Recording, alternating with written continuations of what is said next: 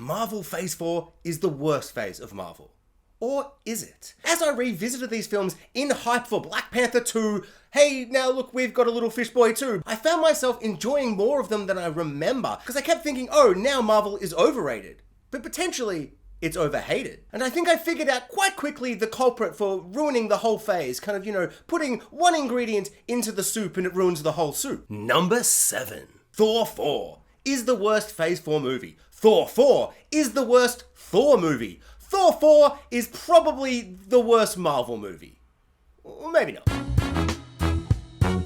After 2 films that people were mixed on, but I actually really love them. Yes, even Thor 2, Thor Amora, Let's Go Explore a Dark World. It's got some really great Loki and Thor stuff. It's fun, it's exciting, it's action-packed, it's kind of light and, a little generic at times, but it's just a big, fun, silly, space, colourful adventure, and he's got his hammer and he hits a big rock monster, and, it's all a bit of fun. I really like the girl from the Two Broke Girls show, so much so I almost went and watched Two Broke Girls one time.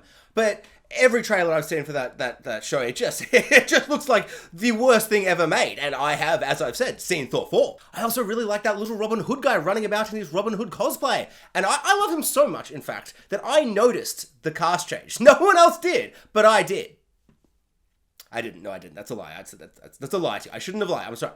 No one did. It's identical. Somehow completely different, but identical. Now you might be wondering why I'm talking so much about Thor 2, Thor Amora, Let's Go Explore a Dark World. Well, it's because I have a very brief amount of time I want to talk about each film for this list / ranking / whatever this is. And the more I talk about good Thor movies and the less I talk about Thor 4, oh no, now it's a bore, I won't get so angry and mad, and it's going to be better for the rest of the video, so we can have some fun and not just lose our minds in anger and dismay and just disappointment.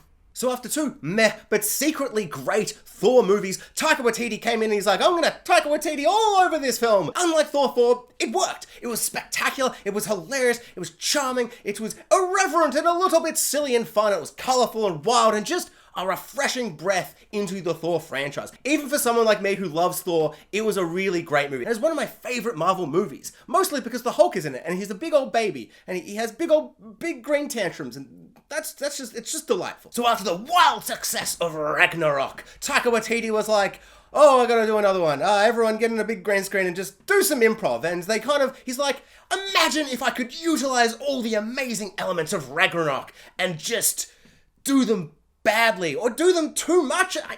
It still confuses me how it can go so wrong. It feels like he doesn't care, or is this actually a sick practical joke from him and he was out to make an objectively atrocious film and to ruin the strongest and best Avenger that is left from the OG Avengers, because obviously Steve Rogers is the GOAT. The humor, which was once witty, irreverent, and quirky, and a little bit goofy, is now just so intolerably goofy, so one note, so just you like this joke? That's a good joke. What about the same joke again?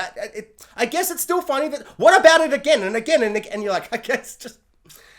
It feels like a parody. The film feels like a parody, and it hurts because I love me some Thor. Chris Hemsworth is still so good in the role, he is doing his best with the material, but the film is out to get him. Taika's out to get him. He's just such a big old moron. There's no emotional stakes or character for him anymore, and that were the 2 big issues, or the one, I guess, in 2 scenes issue in Ragnarok is that he was always doing a big emotional set piece would happen. Asgard would explode.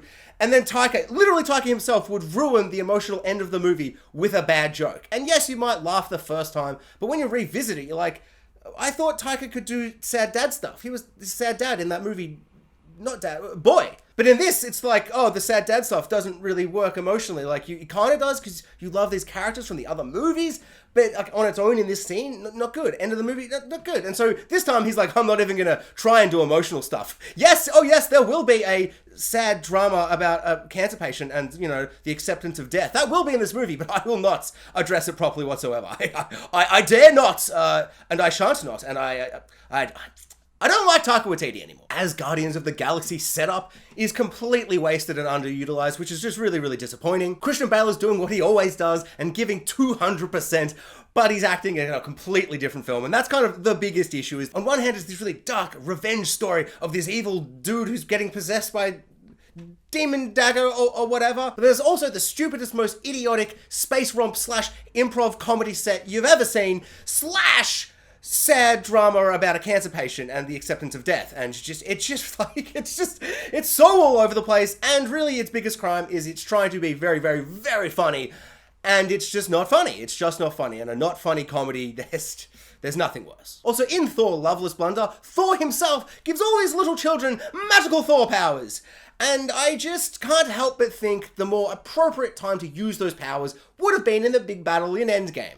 Obviously, it would have made it less interesting with everyone with the same power, but I just feel like there are so many deaths, so many red shirt deaths on his hands, on his bloody, drenched, ready, bloody hands of just, he could have saved so many lives, but he didn't. Number 6, Eternals.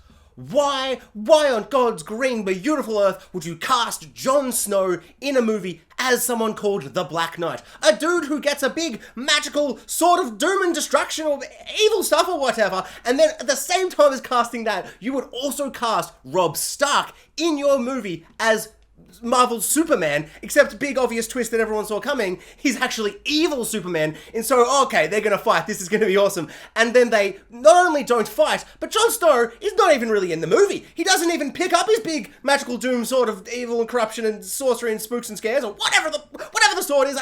I watched a YouTube video like just before the movie came out, and it's very vague. I can't even remember. I think he's the Black Knight. Some kind of knight. Knight of Darkness, maybe? Why would you just, like, not let them fight? I just want to see them fight. It would have been so cool. Oh, and also, the rest of the Eternals or whatever. They suck too. But I don't really care about, like, Angelina Jolie or new Joker or Harold Andor Kumar, whichever one he is in the MCU. I care about Jon Snow and Robb Stark in the MCU. So, like, that's what I... But they all do suck. It's just such a big old boring dumb nothing movie. It's just so bland, and it's got a big giant celestial thing, and he was all like, I'm gonna give you a trial and see if you're good or whatever, and it's like, that's so crazy and cool, but it's just, the movie's so bland. It's just so dull. I think the best way to describe how bad the movie is when you have about 8 like different superheroes with magical powers and all that stuff, all the cool fun stuff, and the most memorable character is like the sidekick to the Harold Andor Kumar character, the sidekick who's running around with a camera being like, I love Eternals! He can't be your best character. I've got to like at least one of these Eternal dudes. It's just like, they're also underutilized, and there are so many turns of characters and betrayals and twists and things, and they're also underdeveloped. Like at one person, someone goes to stab someone, and then 5 minutes later, like, I'm sorry I stabbed you, bro. Let's just be friends again. I'm like, sure, the deviants as villains completely wasted. It was so cool seeing the dog wolf, whatever, like slowly turning into like a big CGI man or whatever, but it's just like not developed properly. And then Angelina Jolie is just like, no, I stab you. You're dead. And she's got like something going on, but it's just, it's all of it is so underdeveloped. There's just way too many characters, and I just don't really want to see any of them in another film again. Except, of course, Jon Snow, because he says Thanos wrong. Thanos. Why didn't you help with Thanos? I'm not doing a good impression. I'm not good at impressions, obviously, but he says Thanos wrong. It's Thanos. He's saying Thanos. I should have listened to it again, but I didn't want to watch any of that movie. One bit I do love, though, is that there is just a giant celestial, like little baby celestial in the earth, and he's like popping out of the earth, and there's just like a frozen celestial just like in the ocean somewhere. Really cool. Like, loved that visual. That's just like awesome that that's like just a thing on Earth in the MCU now. But why does nobody reference this? I want to see Spider-Man be like, hey, did you see that as a baby robot alien demon god in the ocean? It was popping out.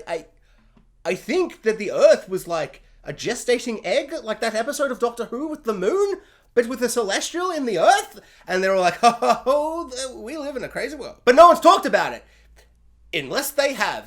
I just suddenly remembered there's about 20 hours of Disney Plus TV shows of the Marvel Cinematic Universe I have not seen, so now I'm thinking about it. They probably have. I just missed it because there's just too much stuff. It's just, as a man who watches too much stuff, I shouldn't think there's too much stuff, but there is just maybe just too much stuff. Or maybe there's not enough stuff. I mean, I don't hear people making that argument, because there's too much stuff. The only Eternal I want to see in a future movie is Harry Styles as Thanos' brother. It's wondrous, baffling but wondrous casting. I mean, I do have questions about like that whole family and their parents, obviously, but now seeing Harry Styles as Thanos' brother, I understand why Thanos is so buff and big, because if I was growing up in a family and I was a purple raisin boy and my brother was sexy and charming and charismatic and just could sing like a god and was famous and just everybody loved him, I would also, you know, want to just get ripped just to show him. Or I might eat my sorrows away. I'd probably do that one. The first one, that sounds like a lot of work. Number 5. Black Panther 2, Wakanda Forever. I love this movie, and I love it for one reason only. It's got a little fish boy. Marvel's like, hey, we've got our own little fish boy now. He's got little fairy wings on his feet, and he's just buzzing about like a little mosquito boy, or a big mosquito boy. He's got big muscles, but it's delightful to see. It makes me laugh, and inside I feel happy because he's so serious, but he's not. He's a stupid little fish boy, and he runs about in the sky with his little fluttering fairy wings, and it's just funny how they play this character, since he's just a giant mosquito man, but also he does a big swim. Oh, and there's like a new Black Panther, and there's a movie or whatever, but who cares? Because there's a mosquito man buzzing about, but also he's like, I'm a fish boy, I'm a fish / flying fairy. But all fun and more jokes aside, I actually didn't love this movie. In fact, I kind of didn't enjoy this film at all. Namor is easily the best part. The mum is really good. She's got some really fantastic speeches. But overall, Shuri is she's like the main character, and she's awful in this. We've got a new character, Mrs. Lady, I forgot her name. She sucks as well. She's really, really bad. There's elements here and there, like some action set pieces are fun for a little bit, but overall, this felt just overly long. This film is just way, way too long. It's just way too long. It's an hour too long. Like, I'm not saying, like, trim 15 minutes, 2 minutes here or there. Cut an hour out of this movie. The middle chunk is so long. It's not really saying or doing anything. The idea of these two nations fighting each other is really interesting, but once they get over the really good kind of honoring of Chadwick Boseman and the legacy of that, and there's some interesting stuff towards the end, it just kind of drags, and yeah, I just found it really, really boring and really disappointing, because I thought this was going to be really amazing, and there's one moment in the movie where a character appears, and I'm like, oh my god, the best scene in the movie, maybe the only really, truly great scene, and then I realized, oh, that's, I remember now why I like the first Black Panther. Yeah, it's a really disappointing one for me, to be honest. But also, it's super fresh, so maybe when I revisit it, knowing what it is, I'll be able to appreciate it, but I can't imagine so. There was so much at play that should have worked, but for me, just really, really didn't. Just kind of, too long. Just way too long. But, as I said, there is a fish boy, and he's got little wings on his feet, and I love that so much. It brings me unbridled joy. Not enough to enjoy the movie he's in, obviously, because it sucked, but, I love me a fish boy. Number 4, Black Widow. I didn't really love this film when it first came out, but the more I watch it, I've seen it a couple of times since it came out, and I quite enjoy this, even though it is just a bit of a kind of a middle of the road. It is just a little in-between little story of our Black Widow character between Civil War and Infinity War. My brain exploded because I'm just trying to sort through those 26 movies, 28 movies, 23, 37,000 million movies, and I'm just like, where is it in between? What is it? It's an in-between thing, film.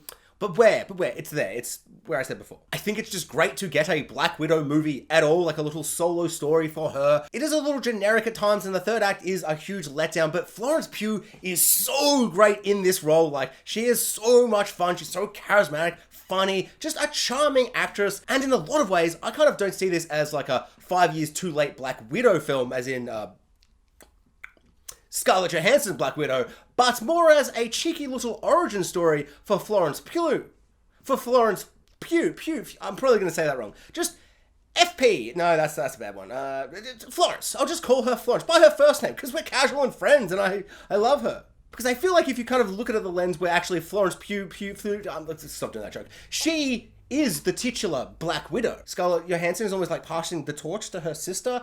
I kind of think it works better as a film rather than a 5 years too late ScarJo Black Widow film. The big issue, like so many of these Marvel movies, is the third act. The CGI is just hilariously terrible. It all just looks so bad out of nowhere. It's looked really good, all the way up to that point. And they sacrifice so many little character bits and big character fights and all this really cool stuff that could have been great for just a big giant CGI thing falling down from the sky. And it's pretty disappointing. Like, Red Guardian vs. Taskmaster at the end is just nothing. Florence Pugh's sacrificial explodey kill moment to kill the big bad, whatever his face guy is, it's just like, comes across as kind of funny and goofy and just off because of all the visuals and the way it's framed and positioned and everything, rather than like a big emotional kind of moment. And ScarJo's Black Widow, she's all just like, Taskmaster, let's hug it out and all this red dust. Hey, it's all... Everything worked out good. And it just feels a little lame, a little boring, and a little like, you've gone so big and then you've kind of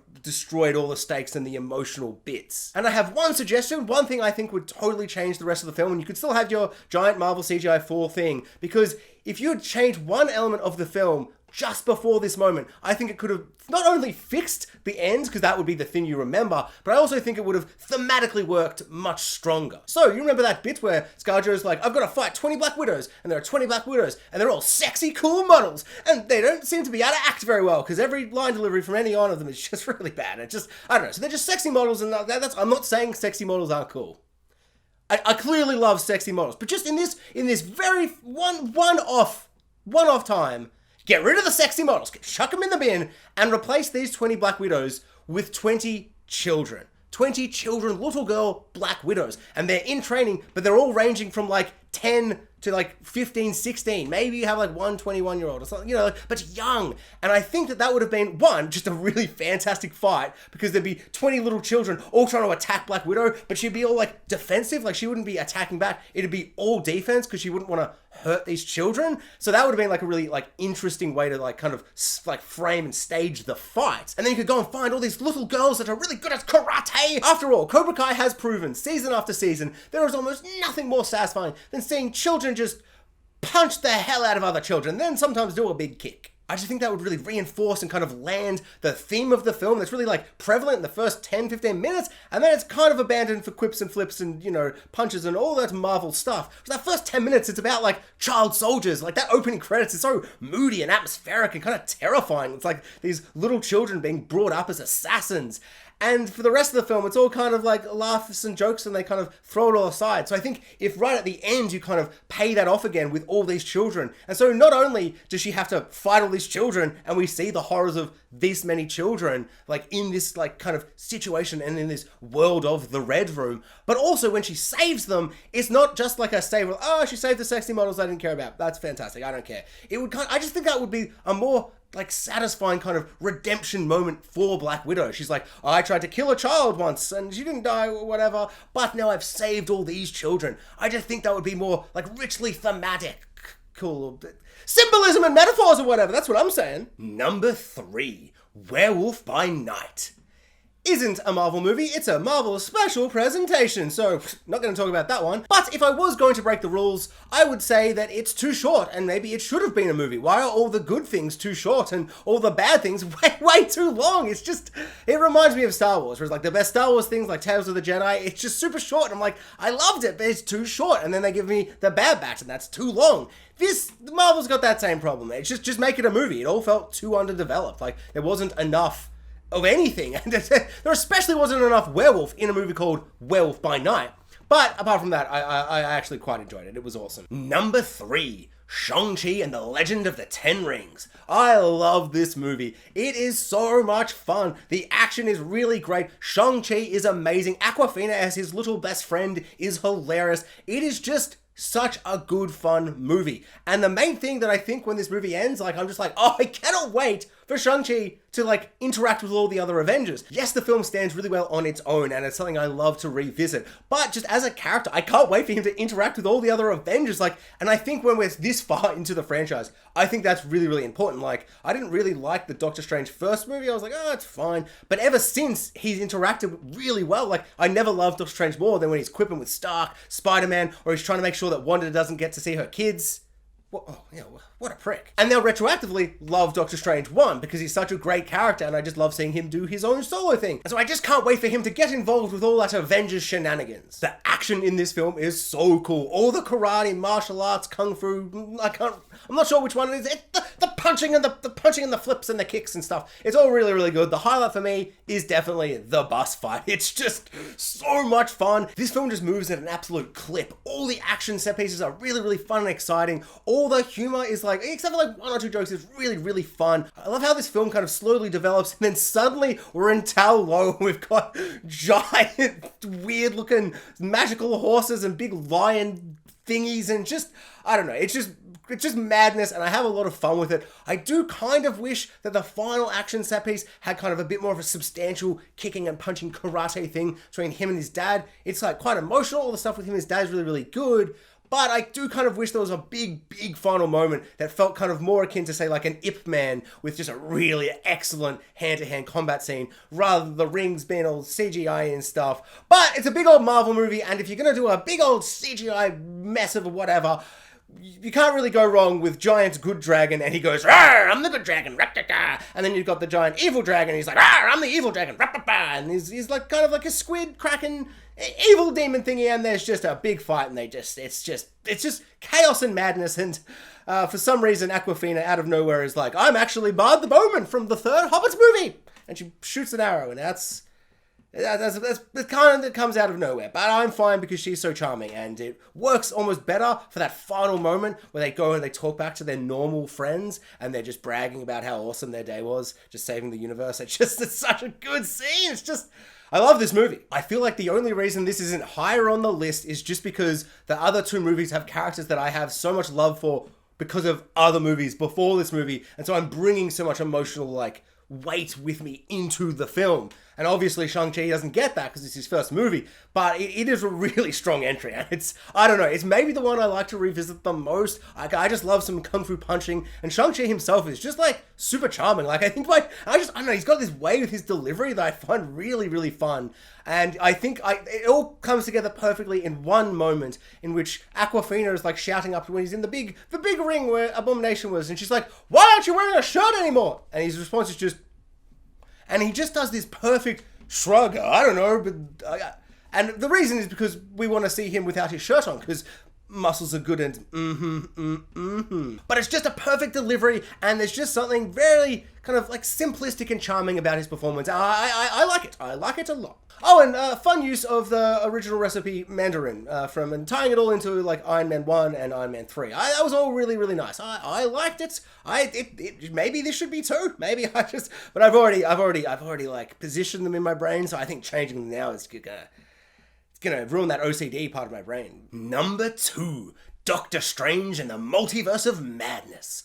The best bits of this film is just when Sam Raimi's going all Sam Raimi all over the place. The movement and the feeling of the camera. There's like really interesting like framing and just that feeling of the camera being like whoop-a-doo and just flying all about the place. I love all the gremlins and ghouls and demons at the end when they're all like, "I'm a gremlin demon floaty thingy, rip-a-boo." All very fun, all Evil Deady. It's all just a bit of chaos and madness. There's some really interesting just kind of filmic techniques that feel very Sam Raimi, and I just love that the end of the movie is a big old Doctor Strange in a dead Doctor Strange body with a face that's ripping apart, and it's just so odd, and it's like kind of a horror film. It is a horror film for Marvel.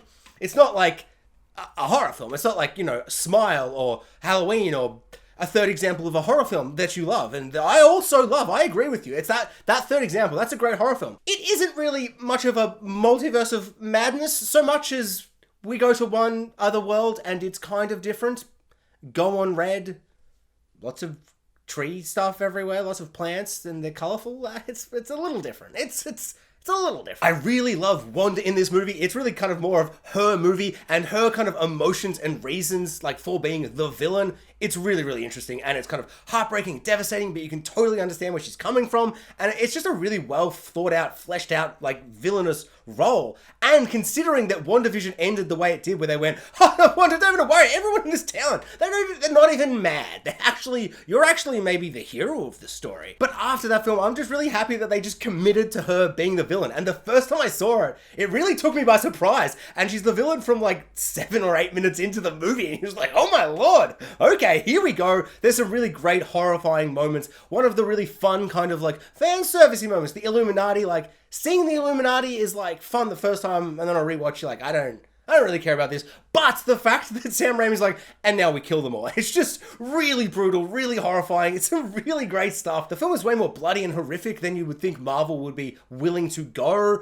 And you forget, like, Wanda's like running down the hallway and she's like, I'm evil, and she's covered in blood. But it's actually not blood. It's like the robots, the Avengers 2, I'm a robot man, I'm Ultron. They're all the Ultron bots, and the Ultron bots explode with oily goo that looks red for some reason, and I don't know, it's a fun way to get around that while you can still splatter her with blood. A couple of things I didn't love was Wong kind of feels a little underutilized, but maybe it's best to see Wong in like short doses because I do love the character, but it feels like Doctor Strange's movies at the time did like let him shine a little bit more, but that's a little tiny nitpick. America Chavez, she's pretty cool, but the big issue for me is the use of the multiverse. I feel like especially after the Illuminati chase, there is a moment for like Wanda to be chasing them through dimensions, through the multiverse. There is one like 5-second montage where it goes boom, boom, boom, boom, boom, boom, boom, boom, boom, and we see like 15 different worlds or whatever. There's like, they're all paints and there's a dinosaur one and this and that.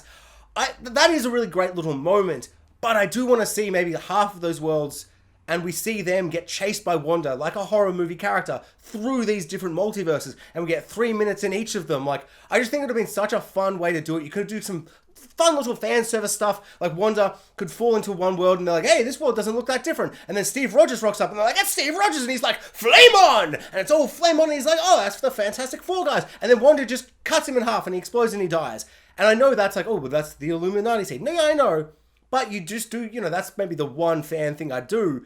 But we're doing a multiverse of madness, so do the multiverse of madness. Like, this is the multiverse, like, phase, I guess. So, I don't know. I want them to utilize and kind of properly kind of do that. Like, I just think it would be really, really fun if we went to just a bunch of different worlds and Wanda is just wrecking shop. She's just destroying and killing everything and going crazy and crazy, and it gets wilder and wilder. Like, I just think it would be really fun if, like, they landed in one place and all the Avengers are just, like, old-timey cowboys or something. Like, I don't know. You could do anything, so do anything and do everything. And I don't know, like maybe they're afraid to blow their multiverse load right now, but I just think with Wanda chasing Strange and America Chavez through this kind of, like, it would just make a good device to quickly see a bunch of stuff. Like, it's just, I don't know, I think that would just be, it would just be good. It would just be good. And because of that, this film is bad. Why did I put it number 2? It's number 6 now. Not number 6, that's Eternals, and that's just so much worse on every level. But, yeah. The more I think about it, I think Shang-Chi should be 2, Strange should be 3. I didn't really have any issues with Shang-Chi.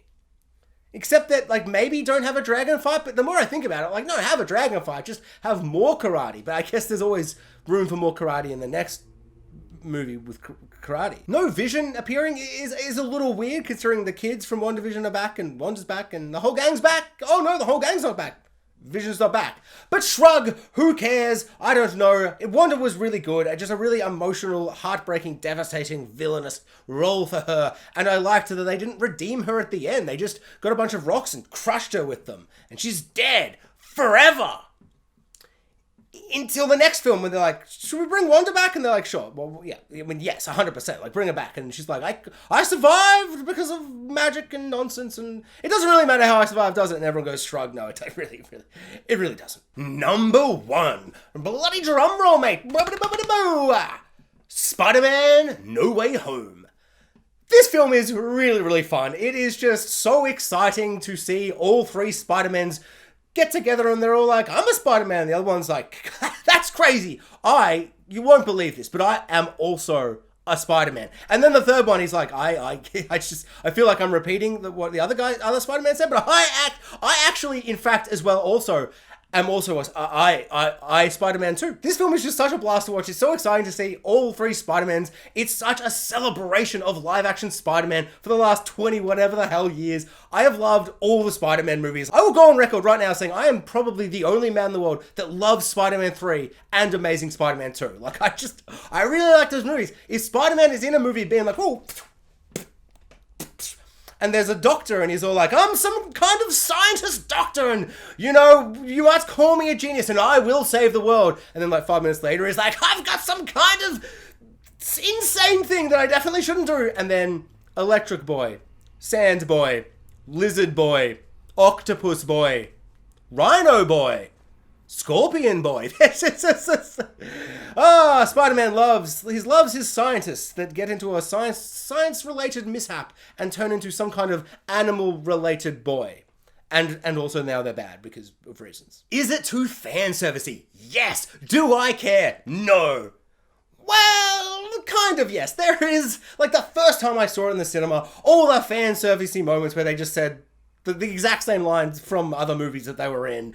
I was like, yeah, that's like, oh, I remember the film, Spider-Man. It was such a big kind of spectacle, celebration, just epic event cinema kind of moment because it was just this big, hey, look at all the three Spider-Mans. And it's just a great use of the multiverse kind of thing and getting all the actors back and just, it felt so nostalgic and beautiful. But on the rewatch, a couple of the kind of fan servicey moments do come across as a bit kind of lazy, a bit kind of cheap. Like, I don't know, especially right at the end, like Dr. Octopus and Tobey Maguire. He's like, what have you been up to, sonny boy? And they just say the lines from the other movie and there's nothing new or fresh.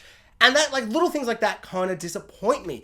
And I feel like the film, because it's trying to be a Tom Holland final trilogy ender, dealing with the whole Mysterious thing, we're doing that for 35 minutes. And then all the villains come in and it's villain time, baby! And we do that for 35 minutes. And then we've got an hour for the three Spideys to spider about. And I do kind of wonder what it would have been like if they'd done a third trilogy ender, wrap all that up, and then do a fourth movie with it's just three Spider-Men for the whole movie. But for what we got, I think it does do a mostly pretty good job. There's a really great moment for the Spider-Men to come in at the bit and they all have a big sook and hug and cry about their Uncle Ben's and all that stuff. And that really works emotionally. And then we can kind of turn and start having a bit more fun after that. But it does still feel a little bit messy. There are so many villains. There are so many heroes. There's just so much going on where it's like at times I feel like, oh, this is really, really working. Doctor Strange is here. This is happening. This is happening. The dynamics between characters, all this, it's like really, really working. But also I feel like some characters are just kind of there. Like the Lizard Man and Sandman's motivations and just characters are just kind of there. They're not really doing much. I feel like their visuals as well don't really look very good. Marvel Phase 4 has had this really weird issue of just like not giving their visual effects artists time or money or just whatever it is.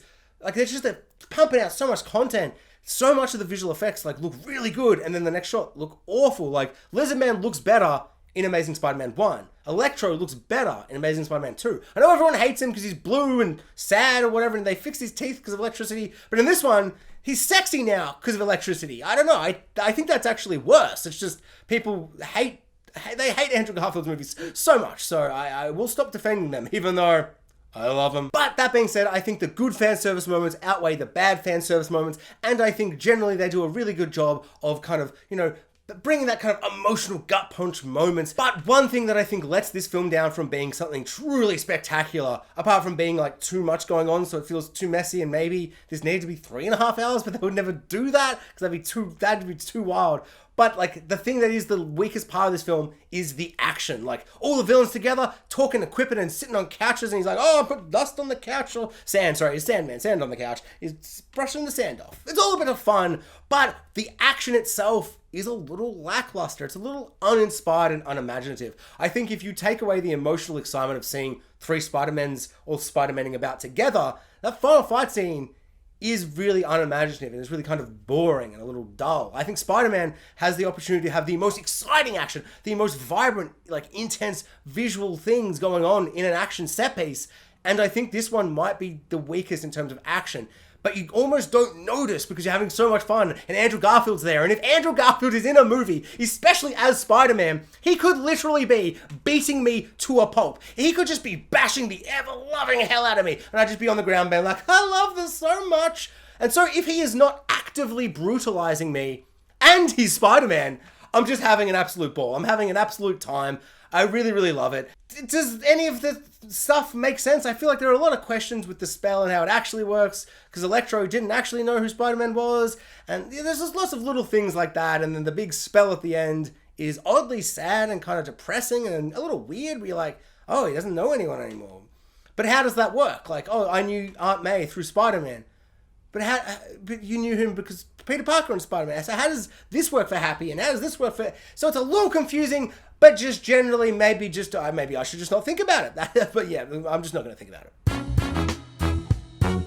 Thanks for watching, guys. Like, subscribe, hit the notification bell, and comment below. I would love to know what your thoughts are on Marvel's Phase 4, and what is your rankings for Marvel's Phase 4? 1 to 7, what did you bloody think? Did you big yays or big nays? It's mixed. I know it's mixed, so I'm very curious to hear what people think.